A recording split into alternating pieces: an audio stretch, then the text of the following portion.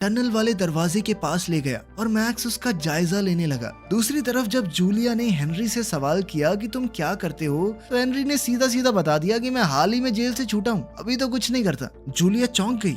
Jail में क्यों थे तुमने कोई मर्डर वगैरह किया होगा ना? जिस पर हेनरी ने कहा कि एक लंबी कहानी है, फिर कभी सुनाऊंगा। जिसके बाद उन्होंने आज शाम को डिनर पर मिलने का प्लान बनाया। घर जाकर मैक्स ने हेनरी को बताया कि वो टनल एक ग्रीन रूम की दीवार से जाती है, तो हमें कुछ भी करके उस ग्रीन रूम को हथियाना पड़ेगा। लेकिन हेनरी का ध्यान तो सिर्फ तैयार होने में था, क्योंकि जूली के साथ डेट पर जो जाना है। और उसने मैक्स से पूछा कि मैं कैसा लग रहा हूँ, तो मैक्स ने हंसते हुए कहा कि हमेशा की तरह अपने जैसे ही लग रहे हो, और जाओ अपनी डेट एंजॉय करो, बाद में करेंगे प्लानिंग। उनकी डेट के दौरान जूली ने हेनरी को बताया कि मैं बहुत बड़ी एक्ट्रेस बनना चाहती हूँ, मैं चाहती हूँ कि सब लोग मेरा नाम जानते हो। उनकी डेट के दौरान हेनरी ने जूली को पूरा सच बताया कि किस तरह उसे जेल हुई थी, और अब वो सच में बैंक लूटना चाहता है। जूली उसका प्लान सुनकर हैरान तो काफी हो गई थी, लेकिन अब उसे हेनरी का साथ पसंद आने लगा था। फिर दोनों घर आ गए और अब उनके बीच की नजदीकियां बहुत ज्यादा बढ़ गई। अगली सुबह हेनरी और जूली मैक्स के घर गए,